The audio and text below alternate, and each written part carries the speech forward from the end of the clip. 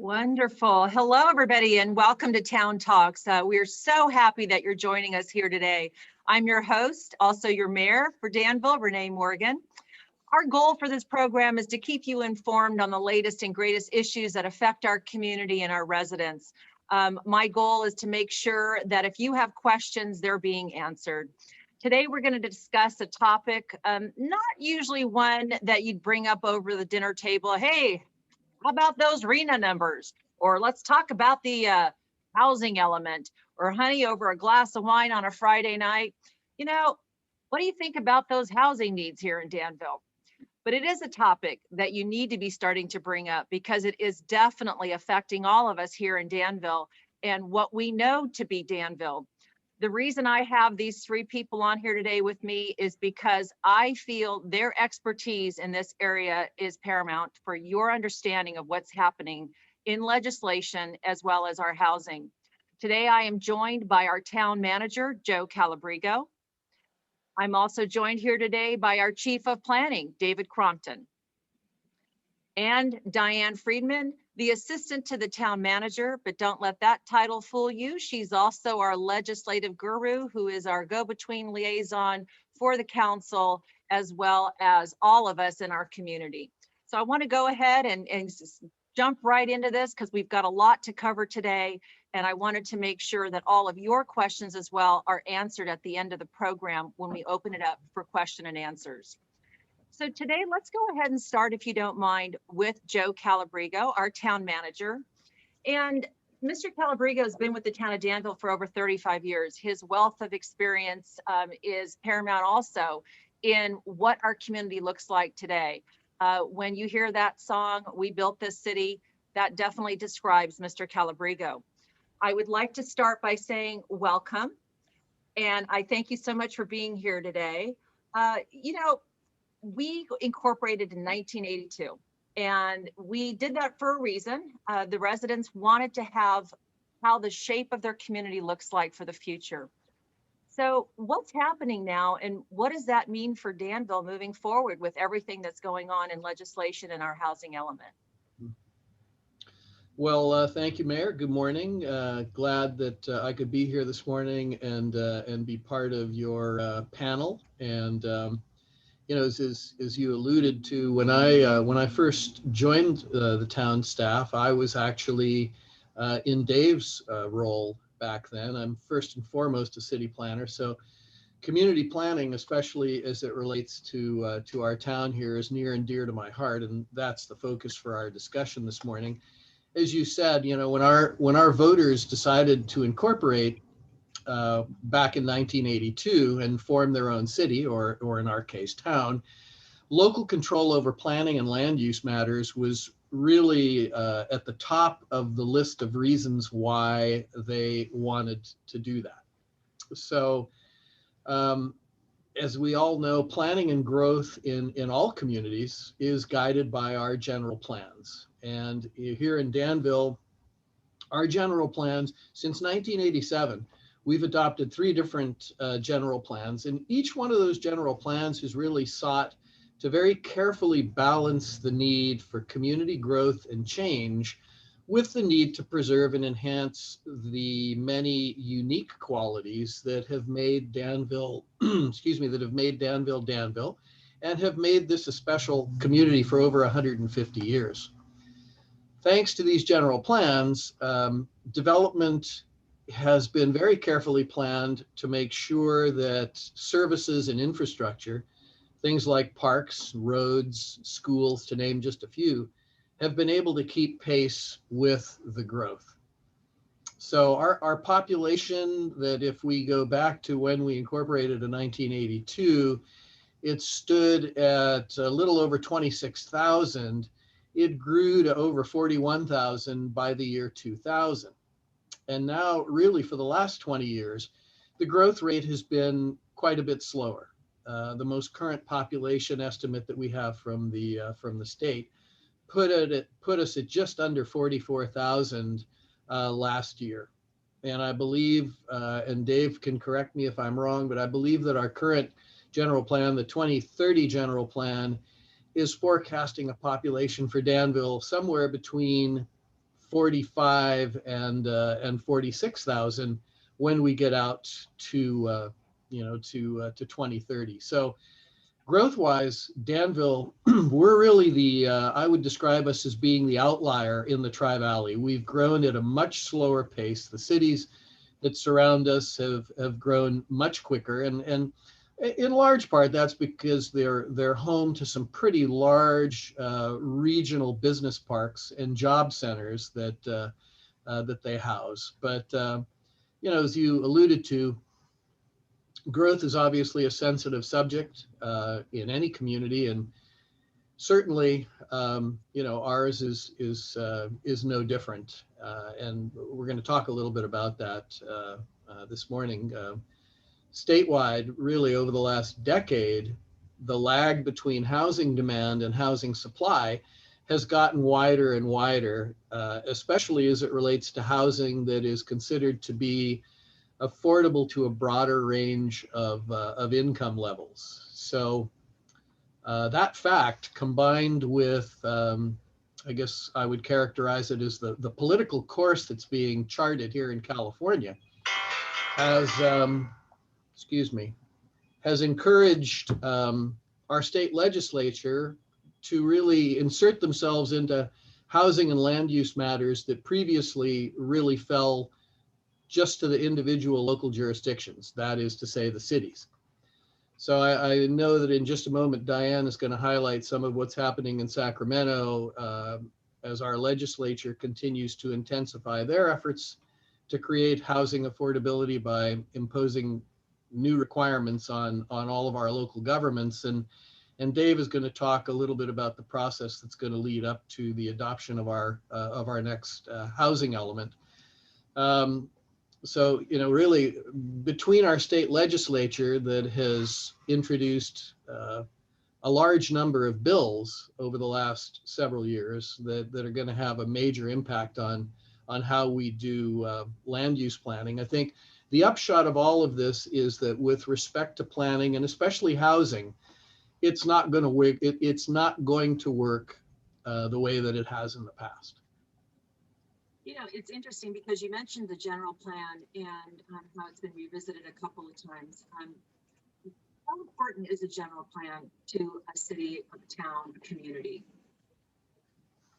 Well, I think the general plan is very important because what it does is it sort of lays out our vision for the future of our community. And in Danville's case, and I don't know that we're a lot different than other communities in this respect, our general plans have been put together with a great deal of community engagement and input from our residents. Our very first general plan was put together by a citizens task force, and the subsequent general plans, the 2010 plan and then the 2030 plan, have been done in a similar way, where the community is engaged in the process, and we talk about where we are and where we're going over the sunset period of the plan. So it's the community's future vision for itself. And of course, with respect to general plans,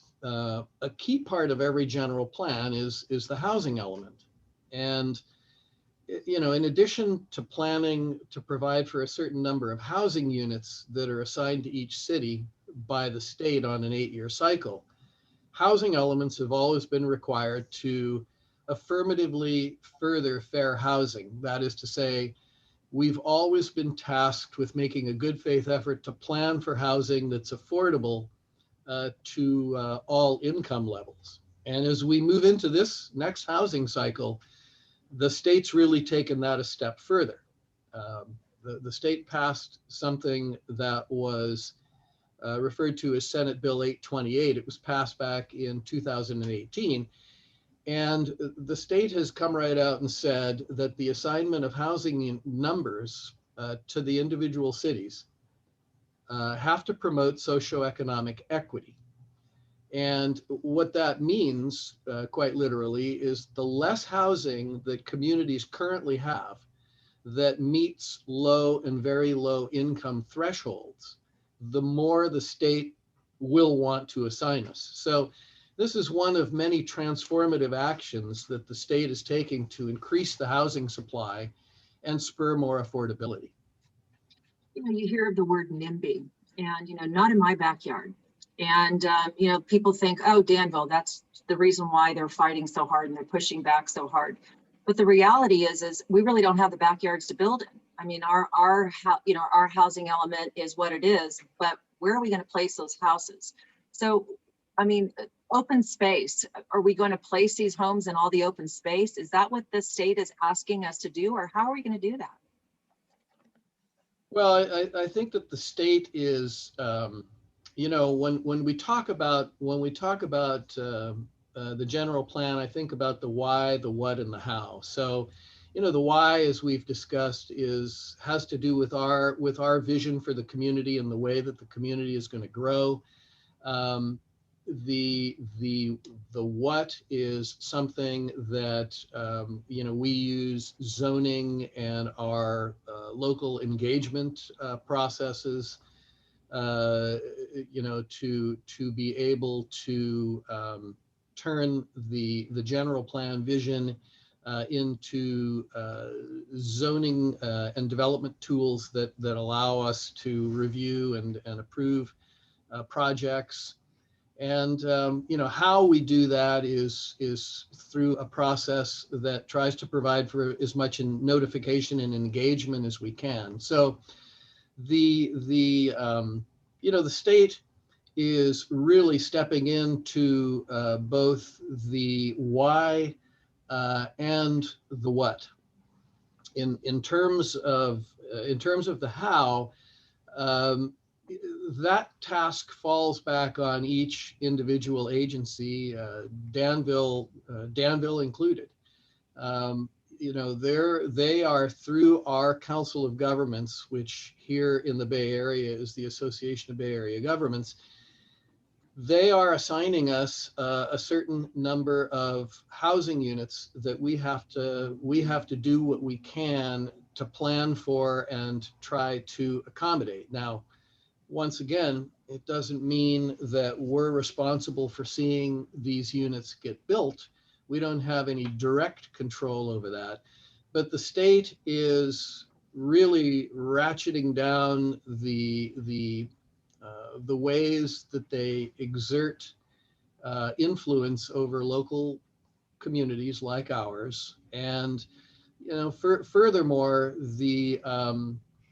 some of the things that can happen if we don't make a good faith effort to try to work within the framework and the requirements that they've given us. But in Danville's case, just to give you a sense of what we're talking about, I think that we have something like 17,000 housing units that exist in our town right now. Our last 8-year housing cycle, we were assigned 557 units. This housing cycle, we're being assigned something that is roughly akin to 4 times that many. So that means that we're going to have to go through an extensive process that looks at not just vacant, undeveloped land, because there's not a lot of it left here, but we're going to have to look and see whether or not there may be uses and or properties in town that potentially could logically be redeveloped in order to try to accommodate those numbers. Interesting, because it's our general plan, our residents, and our future of our vision of what we see our community to be. It sounds as though somebody else wants to have their hand stirring the pot. You know, zoning is a part of the general plan as well, and that method is what we use to divide land into areas. You know, each of them has a separate set of regulations, and new development differs from other zones from zone to zone.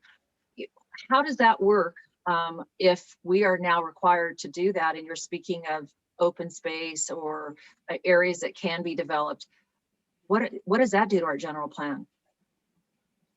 Well, I think that once we adopt a general plan, the other some of the other requirements involve having to pre-zone land in order to ensure that that development, that there aren't any roadblocks to that development occurring. So some of the other things that the state is doing, and really when Diane and Dave get into their presentations, we'll talk more about this, is they are, the state is sort of, if you will, stripping away some of the process, the approvals process that cities have gone through previously. And so they are really, I think, mandating that more of this occur with less review, or in some cases even through an administrative process that doesn't involve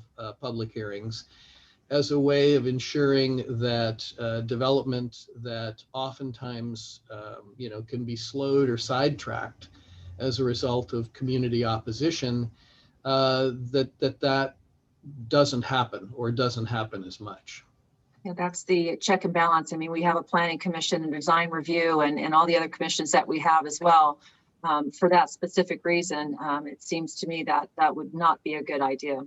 Well, we'll go ahead and move on, if you don't mind, to David Crompton. And I know that David has a presentation for us today as well. So you'll be sharing your screen today with us. Welcome, David, and thank you for being here. Actually, Mayor Morgan, I'm going to kick it off to talk about the why and the housing legislation. And, all right, well then welcome, Diane. I appreciate you being here as well. Thank you. Okay. I just wanted to thank you, Joe and Mayor Morgan, for the introduction. I'd like to welcome everybody here this morning to, really get an update on what is happening. I think Joe mentioned the why and the how, as far as what's going on in housing that is leading us to the RHNA numbers that we have been assigned today, which are 4 times the last cycle. And it's, I'm going to go through what's going on at the state level with housing and legislation, and then I will kick it off to Dave. I'm going to share my screen right now. Okay. And find the PowerPoint presentation if I can. Here we go.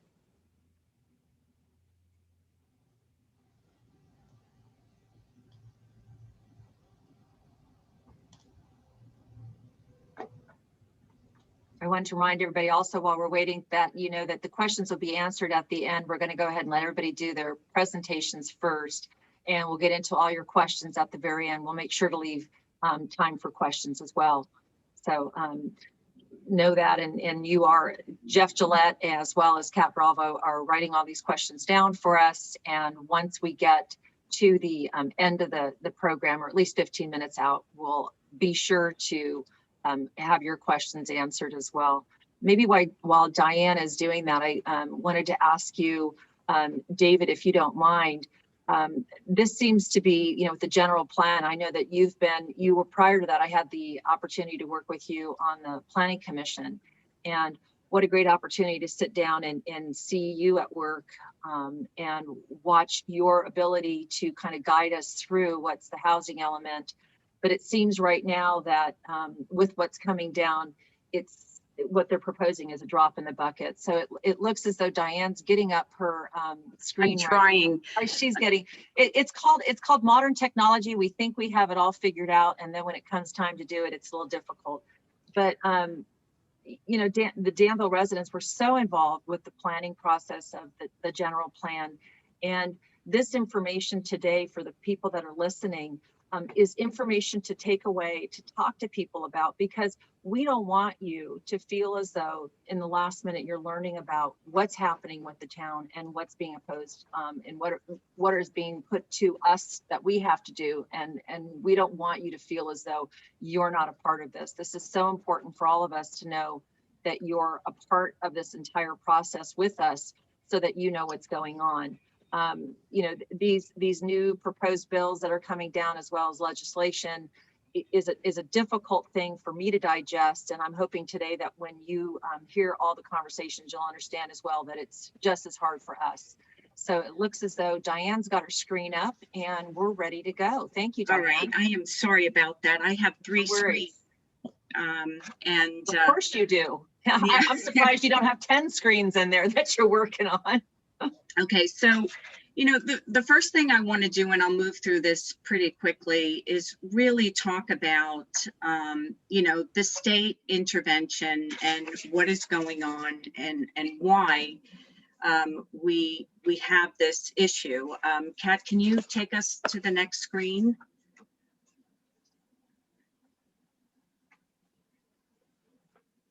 Okay. In 2016, in October of 2016, the McKinsey and Company published a report on the housing crisis. It's called A Toolkit to Close California's Housing Gap, 3.5 million units by 2025. This was widely accepted, as fact, and the current governor ran on this. And, at that point, what you started to see was in 2017, the state was really looking at ways that they could solve the housing crisis problem of these 3.5 million units. It's really important to, to drive some distinct points home during this presentation, is that, the state is looking for ways to solve this. It's an affordability issue, and they're looking at volume as, if we produce housing, the affordability will change, and it will drive the affordability of housing units down. The upcoming legislation in the housing cycle for 2021, over the past 4 years, the state has been introducing legislation that is really designed to produce production. The state legislation has also impacted the RENA numbers, which Dave is going to go through in a little bit of time, and it's 4 times greater than the last cycle. That's all due to state housing legislation. And the 2,241 units that are going to be developed in Danville, we are going to have to, as a community, decide where these units are going to go. The next update was in 2021. The Senate Pro Tempore, she introduced the building package and at 1.8 million units by 2025. So the number has changed, and on average, we only build 80,000 units per year. So it'll give you an idea of how these numbers are changing. Kat, can you move on for us? Thank you. And why don't we build enough housing, I think, is the issue. And if you look at, land is very limited. It's very expensive, and it drives up the costs, especially along the coast where most of our major metropolitan areas are located. The project review process and public hearing process and the California Environmental Quality Act, known as CEQA, all delay or sometimes completely cancel a project. Commercial development is more attractive, and that is because it's seen as a driver of local tax revenue. Community resistance plays a factor in this, and home ownership and affordable living, they're very passionate topics for all of us. Together with land costs, material costs, labor, these things continue to drive up the price of building. As far as development, I think Joe mentioned this before, there's not enough financial support for builders and developers to build low and extremely low income housing, as financing is hard to find, and they don't pencil out. The projects just do not pencil out. They're not profitable. So, obviously taking on that finance and taking on that risk, it's a deterrent to developers. So there really needs to be significant investment by the state to protect developers and incentivize developers and builders to build low and extremely low income housing. This is the primary area of shortfall in the state. Kat, can you move on? Thanks. So how do all of these factors translate into state housing legislation? As the state affordability and homelessness crisis continues to worsen, the state legislature over the past 4 years has passed 64 housing bills, and they continue to introduce legislation that is designed for housing production. And I want to point out that, every time there is a change to housing legislation, it does put stress on local towns, local cities, because you have to update code and you have to adjust to these. So the effort and the type of pressure that it's putting on municipalities, it is significant.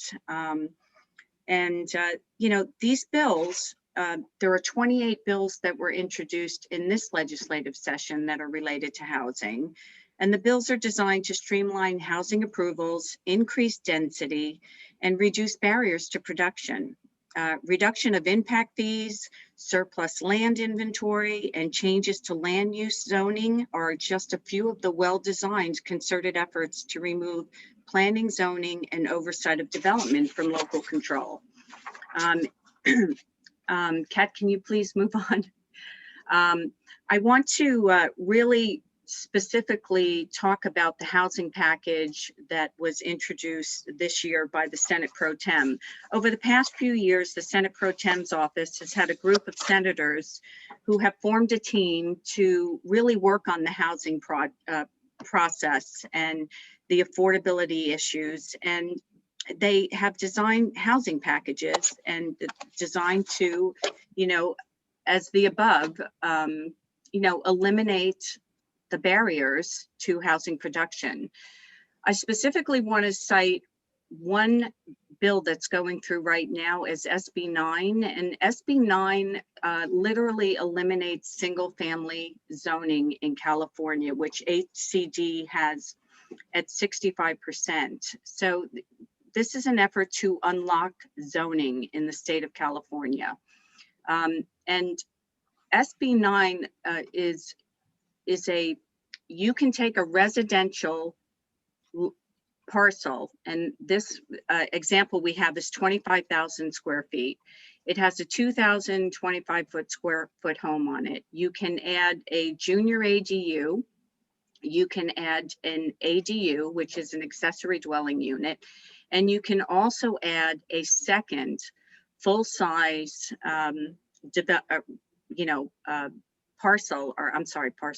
building on this parcel. So where you had on a residential lot where you had one building, you can now have up to 4. There's no affordability requirement. It is referred to as density infill in residential neighborhoods. It's by right development, which means that somebody can walk up to our front building counter and submit the plans. There's no investment in infrastructure, and this is something that will have a significant impact on our neighborhoods. You can also subdivide this 25,000 square foot lot, and you can then add 2 full-size units, an ADU and a junior ADU on each subdivided lot, where you can now have 8 separate, not separate, but 8 units on one residential parcel. It doesn't matter if you're in an HOA or a gated community or if you're unincorporated. This is a blanket policy and a blanket bill that will impact and actually eliminate single family zoning in the state of California. This is currently making its way through the state legislature. This is an example of one of the bills that is impacting local control and will absolutely have an impact on the future development of Danville. Okay, thanks, Kat. All right. Based on what we've been seeing, and with guidance and direction from our town council, Danville has been very actively involved in advocating for local control. We absolutely believe in a balanced approach to housing. We are very, very actively involved in Sacramento with the Tri-Valley Cities Coalition. That's Livermore, Pleasanton, Dublin, Danville, and San Ramon. It's 365,000 really constituents that brings us up to a top 10 voice in Sacramento. We work with an advocacy firm, and we are vocal in trying to shape this legislation. We have a legislative framework. It is available on our website so that you can see, you know, that we do want a balanced approach to this. We do want a seat at the table, and we do want to have say in how Danville is developed in the future and how Danville grows. We also have really committed to a Danville Legislative Committee. We have meetings that are monthly meetings. We review these bills. We have a Danville legislative framework where you can go and you can look at what we believe in, and as Joe mentioned, how we want to grow our town. And the other point that I think is really important is that, you know, we advocate and we want to maintain the local control. We want a balanced approach. We want to do this smartly. But there's a supermajority in the California legislature. So, you know, we can shape the legislation, but we don't have an ability at this point to impact the legislation. And that's why we're really sending the message out that we would like all of our stakeholders to, you know, be involved and understand how these things are changing and the impacts that they can have to Danville in the future. And that's how we got at the 4 times the amount, the 2,241 number for the RENA process. That was a state bill by Senator Wiener. It's SB 828, which changed the number of RENA numbers and how they were calculated. And the entire state has experienced this exponential growth in the RENA numbers. And Dave, I'll turn this over to you so you can review the RENA process. Great. Thank you, Diane. And thank you, Mayor Morgan, for including me today. And good morning, everybody. I'm just going to talk a little bit about the history of housing element law in California, and then go on a little bit about where we are in the process and really our timelines that we are going to be dealing with over the next couple of years, and the very significant challenges that we're going to face in trying to develop and adopt our next housing element, which is the 2022 to 2030 housing element. So basically the state law requires that went into effect in 1969 requires that every city adopt a housing element as part of its general plan. And the housing element is pretty general. It requires that cities provide for the needs of their residents as far as housing at different income levels. So it includes population projections and then the related housing units that are needed, and tries to accommodate that. So we are just finishing our 5th cycle of the housing element. That was our 2014 to 2022. Now we're starting on the 6th cycle. All of the housing elements are on 8-year cycles, and so that's kind of been from the beginning. And so every 8 years we get new numbers and new projections, and we have to revise our housing element to comply with that. So where do the numbers come from? The housing numbers and projections do not come from the local level. They come from the state level. And that is through the Department of Housing and Community Development, which we call HCD. And they start doing that by doing projections, not just for, you know, Contra Costa or the Bay Area. They do projections for the entire state. They look forward 8 years. Based on the population that they're projecting, they come up with a number of housing units, and this is called the RENA. And so the state comes up with the RENA. RENA is the Regional Housing Needs Assessment. And so they pass those numbers down to the regional governments, and in our case, that is ABAG. And it's ABAG's job to come up with a methodology that is hopefully fair and you know, it puts units where they need to be. And they then assign the units to all of the cities and the counties, unincorporated areas as well as incorporated areas within ABAG.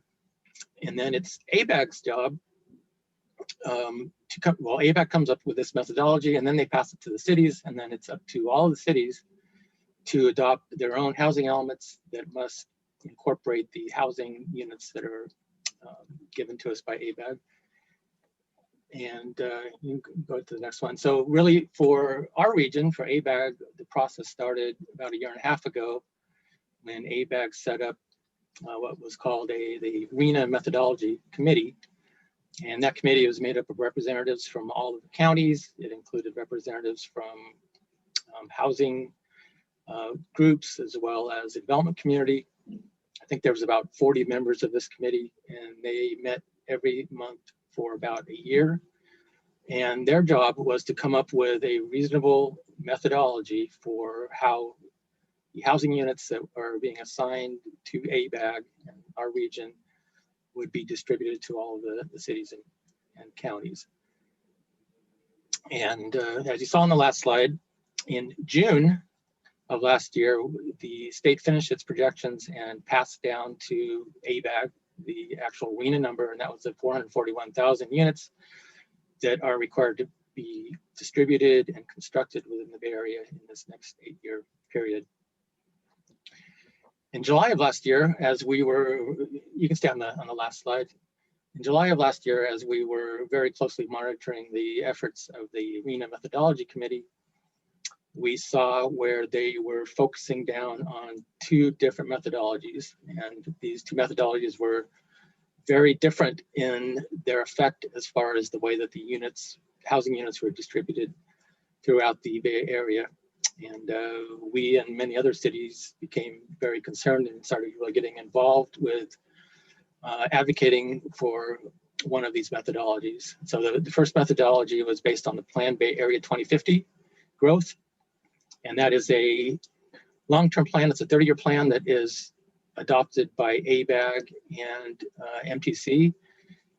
Looks out to the year 2050, and it looks to place housing in appropriate locations. It also looks at the needed infrastructure, roadways, improvements, et cetera, that might be needed. And that methodology is really based strongly on a desire to have a jobs and housing balance. And so, you know, put the new housing units, or at least prioritize putting the new housing units where the jobs are, the job centers of the Bay Area. So that makes we think that makes a lot of sense. It's been a long-term planning goal. I think we've all had the ideal planning is to put the housing and near the jobs. That methodology also addresses other regional and state mandates, such as reducing vehicle miles traveled on the freeways, and also works towards reducing the greenhouse gas effects that we are mandated to reduce over time. So the town strongly advocated for that methodology. The other methodology was called the Plan Bay Area 2050 Future Households. And that methodology had a focus on what is known as social equity. And that plan wants to put a focus on putting the RENA households into areas that are what are called high priority areas or high resource areas, which Danville is one of. And so one of the ways that they are doing that, they're looking at the ratio of affordable housing or higher density housing that a community might have, and look at how that compares to the region in general. And if an area such as Danville has a lower ratio of higher density housing, they want to try to give us, or communities like us, additional housing that will catch us up to the regional average over the next 8-year cycle. And some of the concerns we have about that is that, number one, it really places a lot of the RENA numbers out into the suburban counties, out in the urban fringe, away from the jobs centers, like San Mateo and Santa Clara. It exacerbates the greenhouse gas effects and puts more vehicles on the freeway. And for Danville, Joe mentions this a little bit, but for Danville, we have very limited vacant developable land. And so it's going to be a significant challenge trying to accommodate the number of units that we're being asked to accommodate.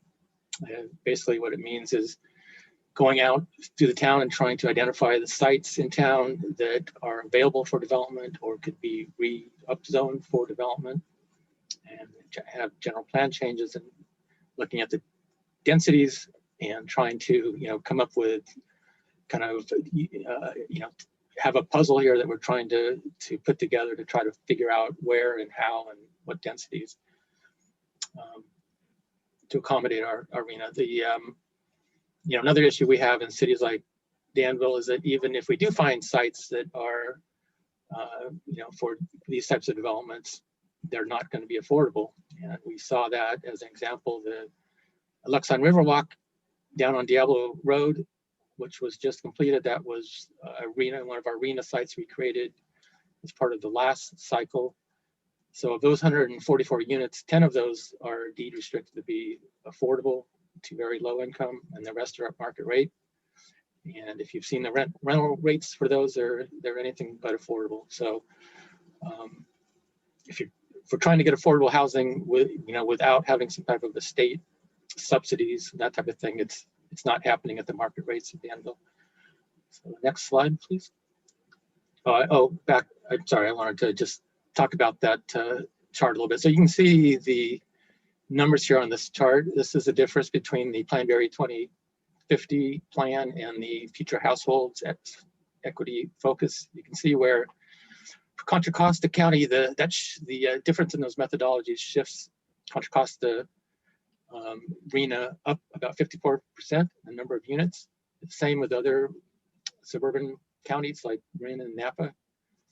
And you can see if you look down at Santa Clara, one of the major job center in the Bay Area, it actually reduces their housing assignment by 29%. So it really kind of shifts the housing burden out to the more suburban areas of the county. All right, next slide. So what's this mean for Danville? Based on the social equity emphasis that looks like we are going to have, that gives the town of Danville a total of 2,241 units to accommodate over the next 8-year cycle. And that's broken down into 4 different affordability levels: very low, low, moderate, and above moderate. And based on state requirements, we have to have development at least 30 units an acre to qualify as affordable. So the methodology, those 2 methodologies were considered. Despite our efforts, where the town took a leadership role regionally to advocate for the Plan Berry 2050 methodology, we talked to the county mayor's group. They prepared a letter on behalf of all of the cities in Contra Costa County. The town wrote a number of individual letters advocating for the Plan 2050 methodology. However, despite all those efforts, the committee recommended to the ABAG board the social equity methodology. The ABAG board accepted that methodology. They submitted it to the state HCD in December. The state is reviewing it. They will have an appeal period that will be at some point later this year, and the state will finalize the methodology by the end of this year. So we don't have much hope in the numbers here that we've been assigned changing much. So we are looking at this 2,241 number. Next slide, please.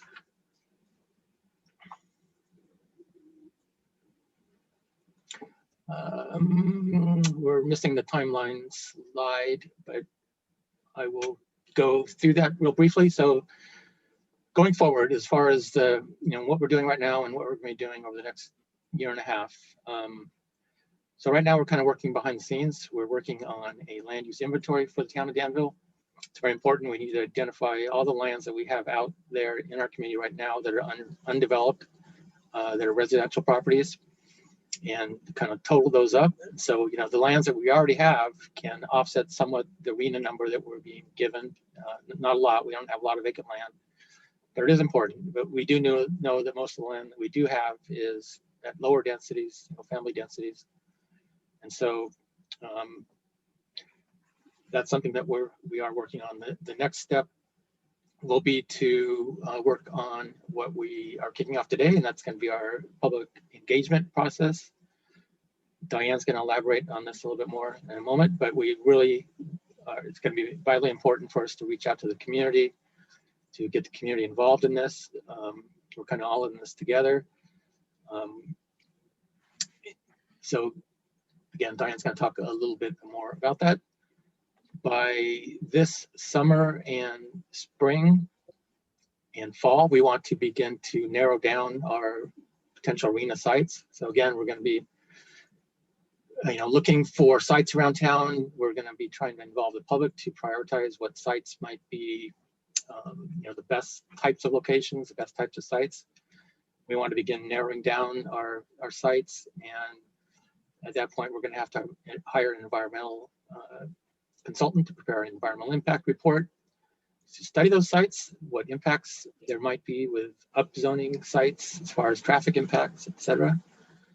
And then by the following spring, a year from now, maybe a little bit later than a year from now, we want to be kind of finalizing our draft housing element. We want to be finalizing our arena sites that we're going to need to upzone and change the general plan on for higher density, as well as our draft DIR. We want to package that all together into one package that'll go through the public hearing process. It'll go first through the Planning Commission and then on to the Town Council for final approval. And we need to have a final adopted housing element to the state of California by the end of January of 2023.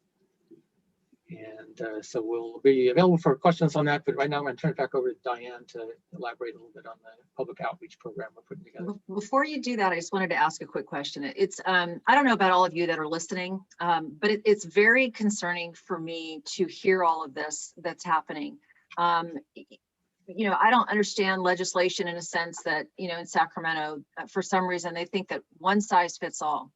And it doesn't work that way. And you can't blanket legislation and expect everybody to be able to adhere to that legislation.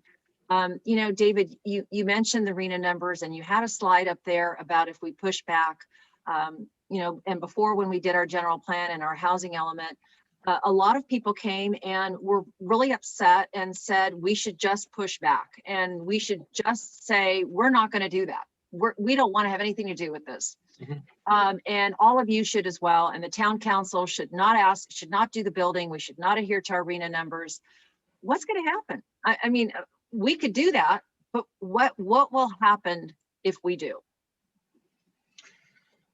So we're obviously you're kind of condensing all the issues that we're all going to be facing here the next 18 months, and it's really the state that is forcing these these housing requirements. The slide that you see right before you now is a slide that kind of highlights some of the consequences to local jurisdictions if we do not have a state certified housing element by January of 2023. It includes losing funding that would be returned to source money to the town for certain purposes, and that's a significant funding for the town. The court can fine the town significantly per month, up to $100,000 per month going forward if we don't have a certified housing element.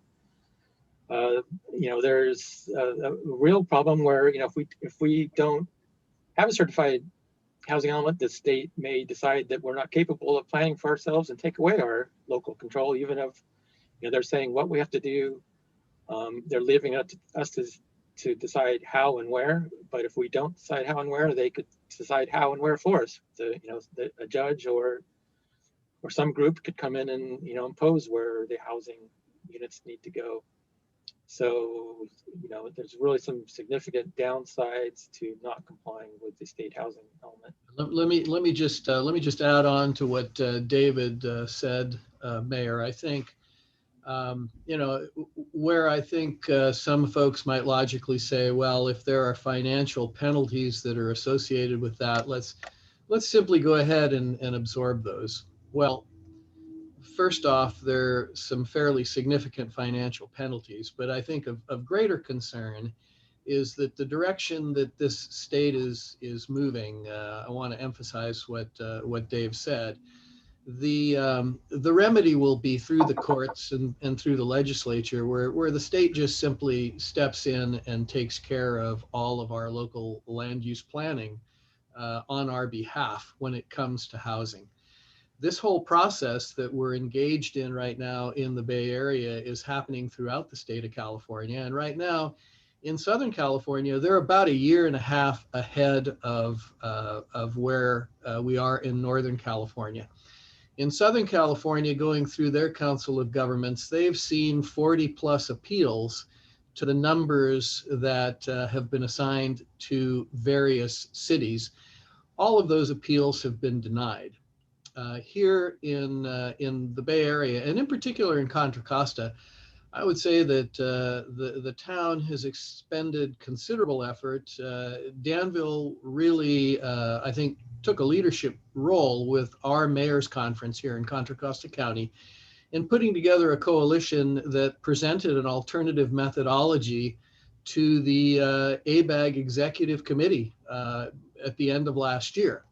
And ultimately, that effort fell short because, like most everything else in the state of California, it really came down to a political transaction, and the voices in the South Bay held greater sway than those in the suburbs. And so, you know, this is the new context within which we are all operating, and so our task is to try to figure out the best way to do this from Danville's standpoint. I pointed out earlier in my comments that we've seen much less growth here over the past 2 decades than elsewhere along the 680 corridor. But the reality of it is, from the state standpoint and from ABAG's standpoint, we are a part of the 680 corridor where there is a lot of job growth going on. There are some major employment centers.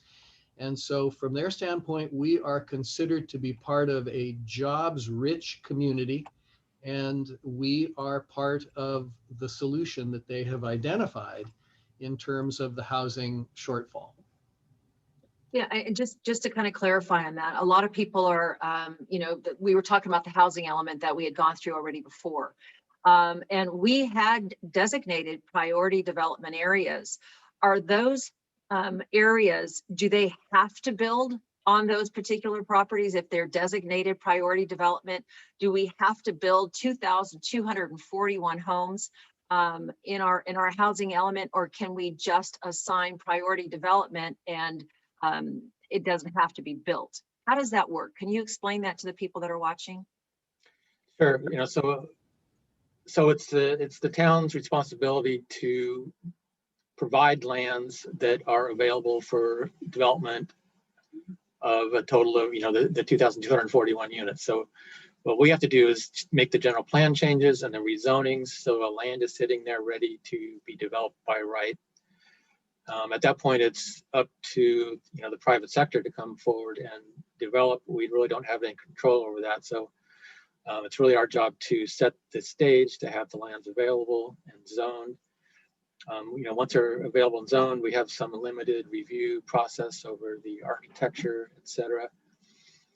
For the last cycle, we, as Joe said, we had the 557 total units, and to satisfy that RENA, we ended up changing general plan and rezoning 2 sites, one of which was the Lexon Riverwalk, downtown in Diablo. That was 144 units, and then we have 7 acres that we redesignated and zoned down on Camino Ramon at Fostoria. That's the Burrell property, and that property was going through some legal challenges as far as who owned it, and it has not developed yet. So that land, that 7 acres that is designated 25 and 30 unit per acre is still coming. And since it hasn't developed, and it won't be developed, it won't be occupied until after June of next year, we're able to recount that site again, so that'll offset a little bit. It's, you know, it's kind of a small dent, but so I mean, to answer your question, we set the sites, make them available, and then it's up to the private sector to do the construction. I understand. If we can go back to full screen again, and I wanted to kind of go back to Diane and ask, you said you had something else to add. So we'll go back to full screen, and Diane. Yeah, we just wanted to talk about, this is the first piece of what is going to be a long engagement process. And, you know, state legislation is obviously having an impact on us. We're seeing this in the numbers that we're getting for the RENA allocations. And we think it's really, really important from an outreach standpoint that we engage all stakeholders in our community. We have an information portal right now on our website that is really full of information on the housing element process. We're starting with the town talks. We have factual information that we're going to be getting out there. We're going to be moving into a Housing Element 101 virtual webinar presentation in the next month or two. We want to engage all members, all stakeholders of our community about where these 2,241 units are going to go. This is a process, it's a community process that everybody is involved in. We also want to continue to make our community aware and be actively involved in letting you know what is happening from a housing standpoint, what our town and our town council can control as far as your elected officials, what is shifting from what our elected officials at the town level to your elected officials at the state level, because that is very, very important as we move forward, that you know what you're voting for and what we can control and what we can't control. So we're going to continue to move through this process. In the summer and the fall, we are looking at really coming up with some scenarios as to you know, we're looking at the environment assessment, the technical components. We're going to start moving into public hearings. We're going to submit a draft to HCD. And then really, you know, in the winter, we're going to be moving into public hearings, but we want to prepare you way before that as to what the process is, how it's going to unfold, so that you are equipped when we go into our public hearings, that you know everything you need to know about state housing legislation and the housing element update process. And that's our goal and that's our objective. And, you know, this morning is the kickoff in this process. I think it's important also to mention that the process that we're talking about is not coming to the council meeting the day that we're trying to figure out how this is going to work, but to be engaged in this process all the way up to that time, so that you have an input as well and you are aware of what's going on. And when I say you, I mean our residents for the town of Danville. It's very important to be engaged in the process leading up to the adoption, rather than just showing up at a council meeting and expecting things to change. There's a difference in how we can get things done. If you don't mind, I would love to open it up to some questions and have some of our participants today answer questions. If we can go back to full screen now, and also Jeff, if you could let us know, do we have any questions from our participants here today? Welcome. Good morning, Mayor. Good morning, everybody. Yeah, we have a couple questions in the chat. The first one comes from Jan. And Jan wants to know, are these new requirements by the state imposed on unincorporated communities as well, or only incorporated towns and cities like Danville? Yes, and I don't know who would like to go ahead and go. David, if you want to go ahead and answer. Sure, that. Yeah.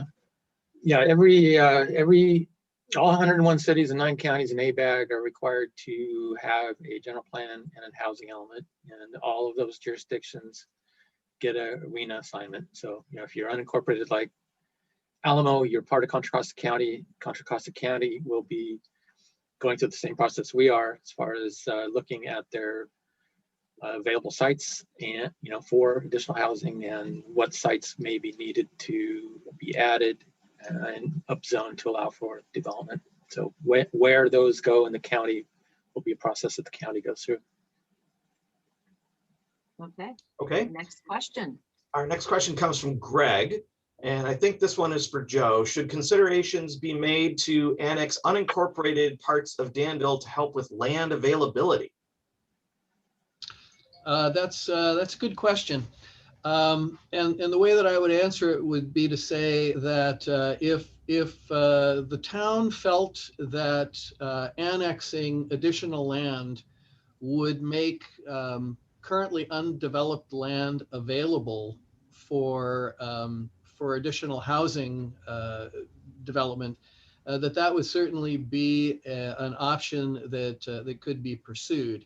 Now, I would hasten to say that if we annexed additional land, we would be annexing additional population, which could very well increase the numbers that were assigned. But in Danville's case, the unincorporated, what's referred to as the unincorporated part of Danville, is out east of town, east of Diablo Vista Middle School, and out as far as Tassajara Hills Elementary School. The problem with that suggestion is that area is essentially fully developed in the same suburban way as the rest of East Danville. So the response to the question is it really wouldn't help us because there isn't any more undeveloped land out there than there is within the town proper. And once we get out to Tassajara Hills Elementary School, then we're up against the voter approved urban limit line beyond which no additional development can occur. So good question. And Greg, so for Diane, Greg has also provided his information if there's a way to join the legislative committee. So I'll shoot you that out of the chat. We do have a And follow-up Jeff, if I can question. go ahead and if I can add into that as well, and anybody's welcome to attend those. And also Diane does an update for us on our second council meeting of the month. So feel free to tune into that as well. We do a legislative update during our council meetings as well. So go Excellent. ahead, Jeff. So Douglas has a follow-up question. Land is certainly a limiting factor, but what about water, especially in dry years? And what about wastewater disposal? These are even more limiting. Sacramento can't just mandate more rainfall. Absolutely. And, you know, that's I'm gonna turn that over to David because I'm going to add on to that question as well, which is an excellent question. Let's add into that the additional traffic that this imposes. What about the schools and availability in our schools? Water supply, as you mentioned, biological resources. What about our parks, our open space, our fire department, their response times, policing? All of those things add into that question. So I'm going to go ahead. I kind of added on to your question there. I hope you don't mind, but I'm going to have David go ahead and answer it.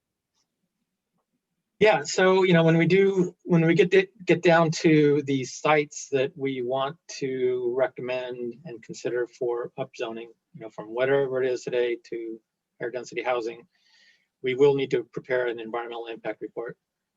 And that'll be done by an outside consultant. They will look at all of those potential impacts, you know, public services, utilities, traffic, biology, noise, air pollution, traffic, you know, especially traffic. That will probably be the biggest one.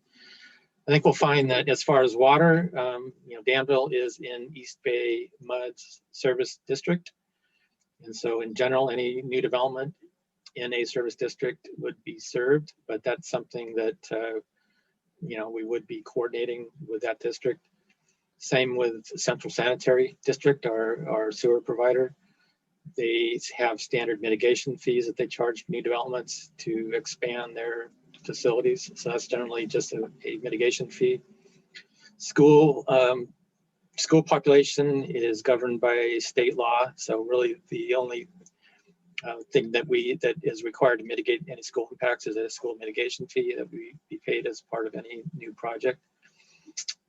You know, again, you know, our concern about the methodology they're using does put the homes out away from where the major job centers are. And so at the same time, this past year, the state environmental law changed our traffic modeling from level of service, I won't get into the details, but to vehicle miles traveled. And so on one hand, we're asking to provide these digital units away from any, mass transportation hubs, which will increase vehicle miles traveled. Yeah, but that'll all be studied as part of the environmental impact reports. If we have a site that we want to redesignate and we find that there are environmental issues that can't be mitigated, then we'd have to eliminate that site. But I think I would hasten to add from a practical standpoint, because I know all of us now who are East Bay Mud customers, for example, we get routinely in the mail, along with our bills, reminders of how much water we are consuming. And ultimately, what we're seeing is a move toward greater conservation.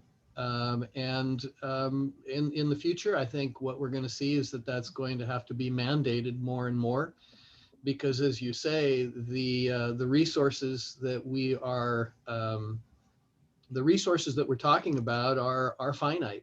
And even if you're within an existing service area, when you're talking about adding the kinds of numbers that we're talking about adding, the resource isn't limitless. And ultimately, the only way that you can serve all of the homes that need to be served will be by mandating that all customers use less of the resource. Okay, Jeff, are there any more questions? There's a couple more. There's one that's just, it's from Doral. Doral wants to know if it would be possible to get a copy of today's presentation. So that might be something we can put on the website, I would think, Diane. Yes, it will be. Absolutely. And then Anne has a question. What is the job growth in our area? What businesses are coming in and where are they going on the land? Okay, and I think that would also be a Joe response as well. Sure. Well, I'll take a stab at it, and then Dave may want to add. Again, the Plan Bay Area report that Dave referenced, that was put out by the Association of Bay Area Governments, describes where the job growth is happening, as well as where the housing growth needs to happen. Now, bearing in mind what I said earlier about Danville being a part of the I-680 corridor, we're talking about job growth that is happening anywhere from Concord all the way down to Pleasanton and Livermore. And, as you can see in that, within that corridor, there are a number of large job centers and business parks that are continuing to expand and grow. I think one of the interesting questions that we're being asked is, ultimately and long term, how does the pandemic play into all of this? And I think that's an excellent question, and one that we'll see play out here over the next couple of years. But when we're talking about housing numbers that are being assigned to Danville, they're not being assigned to Danville because of job growth that's happening within Danville proper. We've got to remember that the agencies that are assigning housing are looking at us as part of one large region. And so even though we may not be experiencing those job centers and job growth right here within our town, they still look at us as being part of a regional solution. All right, and I think we've got another question popped up here from Doral Allen. Yes, Doral asked, is it possible that Lunardi is maybe torn down for housing?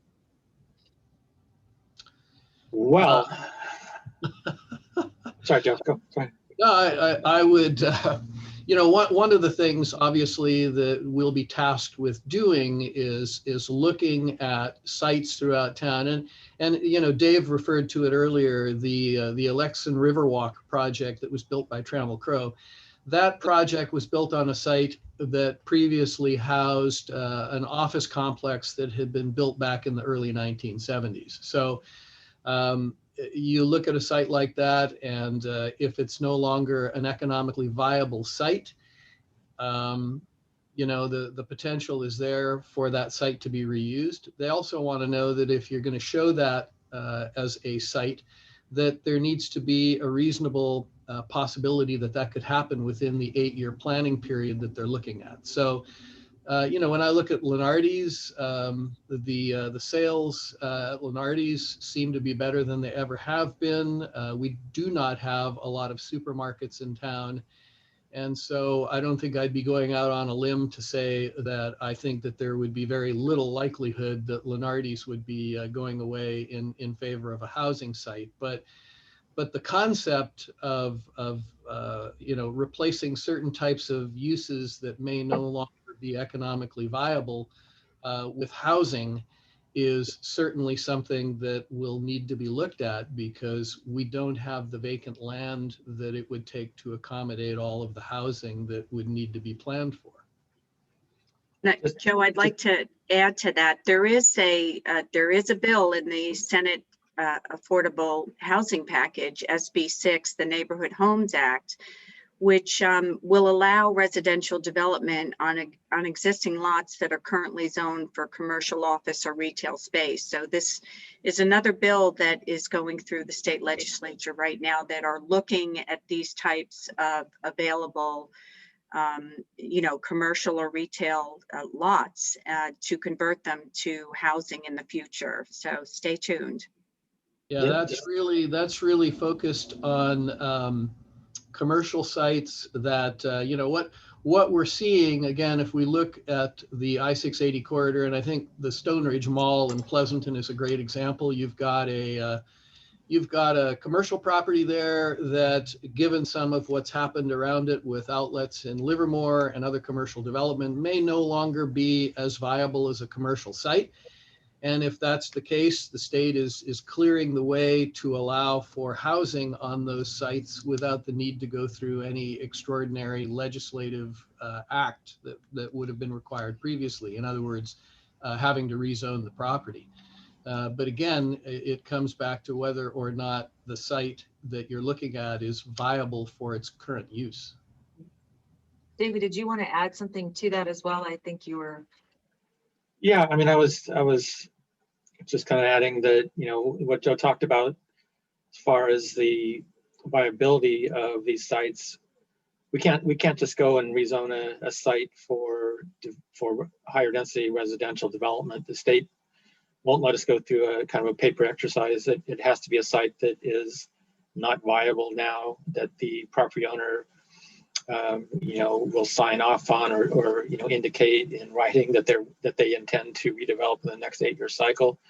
So you know, that's a constraint. We have to find the sites that are right for redevelopment. And again, we don't have a lot of that in Danville. There's, you know, maybe a handful. And they review this process as well. It's not like we can just go out and say, okay, we're going to do this and here's your numbers. They check all of this and make sure that it is viable and that it is a place where we can build homes. You can't take the Livery and the Mercantile and say, okay, we're going to put all the homes here. Here's your 2241 and we're done. It just doesn't work that way. They're going to come back and say, no, it's a shopping center and the possibility of it being developed is not there. Jeff, do we have any more questions? We do.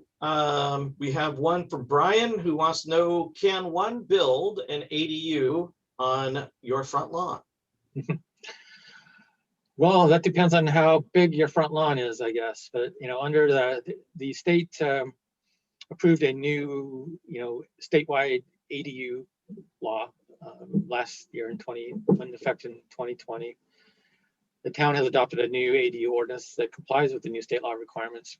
And so under the state law in the town, you still have a front yard setback requirement.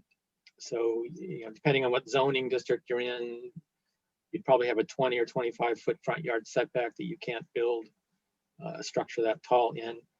But for a side yard or rear yard, the setback is down to just 4 feet for either an attached or a detached ADU. You can go to within 4 feet. If you had an existing structure that was in your front yard setback, like a detached garage that somehow or other got built, you could renovate that to an ADU in the same place. probably doesn't occur much here in Danville. It's probably meant more for the urban cities, but generally, no, not in the front yard area. And we have a couple questions from two Carols. So Carol V wants to know if the bowling alley is a potential. I think the question is similar to the question regarding Lunardi's.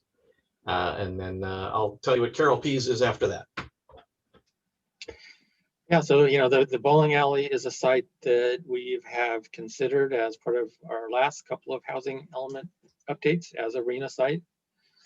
I'm sure it will be on our list again as a potential arena site. It is as opposed to the Livery and Lunardi's, it is probably a site that is a little bit more marginal in its current viability. So yes, it's on our list. It's something that will be talked about as we go forward. But David, one of the questions that was asked about, for instance, the bowling alley, a lot of people were really upset. They, I received quite a few different emails from people saying, how can you take our bowling alley away? It's been a part of Danville forever. And but is the property owner as well involved in the process of deciding if their property becomes a priority development property? Yes, again, any arena site that we create to satisfy our housing requirement that we're submitting to the state has to be accompanied by a statement, including, that the property owner is able and willing to take advantage of the new zoning and the new general plan designation and develop the site during the next 8-year cycle. So they would have to be involved. Yeah, I just wanted to make sure everybody knew that, because it seems sometimes as though people feel as though we just go out and say, okay, that one, and that one is where we're going to put them, and nobody else has any input. I think it's really important that people understand that we're involving the property owners as well. Jeff, another question? Yep, we have one last question, Mayor, and this one's from Carol P. Is there a process in place where a city can say, we're full? Even if you can find 2,200 plus new units in the next 8 years, what will happen after that? Can you show the state that there simply is no more room at the end? Yeah, well, that's that magical question that we were talking about earlier about if we don't push back, if we push back, what's going to happen and the penalties that we will be getting. And we talked about that earlier on the slide. So great question, one that we've discussed, but no, the answer straight up is no, we cannot. Maybe David, you want to add a little bit more to it than that? Well, I'm gonna, or Joe? I'm going to add, if I can, Mayor. I think, and you touched on this, I think it's important for all of those who are our attendees today that are participating to know that as we're having this conversation and we're sharing this information and beginning this process, that simultaneously we are and we have been pushing back in a lot of different ways. We've been doing that through our legislative advocacy. We've been doing it with our individual legislative representatives, our senator, our assembly member. We've been doing that through the Association of Bay Area Governments. So, Danville hasn't been sitting idly by while all of this has been happening and observing the process. We've been active participants. What we're going to continue to see, and I mean, to be honest with Carol, one of the thoughts that have crossed my mind is to say, well, we'll invite ABAG to come on out to Danville and see if they can give us any ideas about where they would like us to put this housing. But then when I sort of regain my sanity and say, well, okay, this is something that we're being tasked with. It's important to put it into a context. Right now, Danville, our land area is about 18.5 square miles. So, this is no question. It's a tall challenge. When we stop and think about some of the other communities in the Bay Area that have land areas that are less than, say, 2 square miles, and yet they're faced with numbers that are every bit, if not more challenging than ours, given the size and the population of their communities. This is something that every city in the Bay Area is going to be dealing with, which is why we're watching very closely what's happening in Southern California to see whether or not those agencies that have challenged this process are realizing any success. But your answer is correct. The state and ABAG isn't going to accept a response that says we don't believe that we can accommodate these numbers, so kindly pass them on to somebody else. At this point, if those numbers were if those numbers, even if Danville were successful at challenging our numbers, those numbers don't go away. They're assigned to someone else. So, you know, we have to bear in mind that other agencies are going through the same process that we're going through, and we have to be very vigilant to make sure that our numbers don't go up.